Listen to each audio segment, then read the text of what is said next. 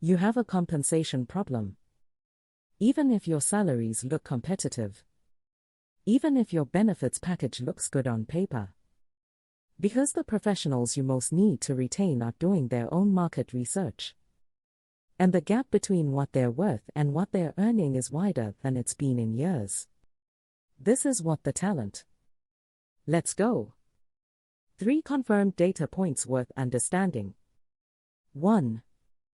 Wage growth is running at 3.5%. PCE inflation is running at 4.5%. The real wage decline for most employees this year is approximately 1 percentage point. Compounded over multiple years of similar dynamics, it adds up. 2. The pay transparency movement has changed what employees know. LinkedIn salary. Glassdoor. Levels.fya. Indeed. Employees now have access to market data that used to live exclusively in HR.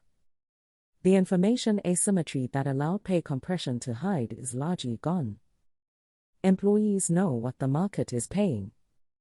And they know when they're below it. Here is the real picture of the 2026 workforce.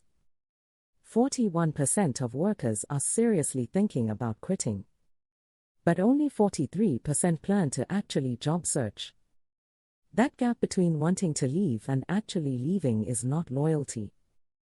It is fear. Fear of a frozen job market.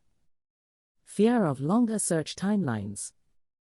Fear of losing stability or flexibility. 57% of workers say their current pay has already fallen behind inflation. That is not a stable workforce. That is a workforce calculating risk. And the moment the market thaws even slightly, the pressure that has been building releases all at once. 4 specific failure points worth naming directly. Failure 1. Annual review cycles in a real-time market. The market moves continuously. An annual review cycle means compensation is always at least 12 months behind reality. Your best people know this. And they're being recruited continuously by organizations that will pay market rate today. Not in next year's review cycle. Failure 2. Ignoring compression. A new hire comes in at $95,000. A 5-year employee doing the same role is at $88,000. That compression is visible to both people. And the 5-year employee, your institutional knowledge is now actively resentful. Failure 3. Benefits that don't match life stage. A 28-year-old and a 52-year-old have very different benefits needs. Organizations offering one-size-fits-all packages are overspending on benefits nobody uses, and underspending on the ones that actually drive retention. Failure 4. Treating total compensation as a secret. In a pay transparency world, organizations that don't proactively communicate the full value of their compensation package are seeding the narrative. Usually to Glassdoor.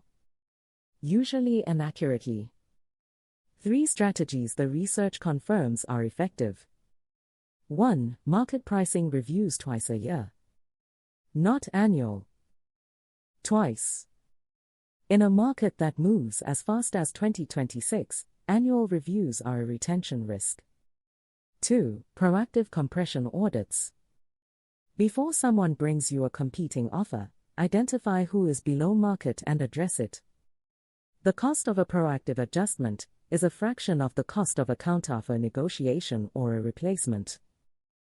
3. Communicate total compensation clearly. Health insurance. Retirement contribution. Equity. PTO value. Flexibility value. Most employees dramatically underestimate the full value of their compensation package because nobody has ever shown them the complete number. Show them the number. It changes the retention conversation entirely. 41% want to leave. 57% say their pay is already behind inflation. The market is frozen. But frozen markets don't stay frozen. The organizations that use this window to proactively close the gap before conditions shift will be in a fundamentally different position when the thaw comes. The ones that don't will spend the second half of 2026 managing an exit wave they saw coming. Comment below. This is what the talent. The move is yours.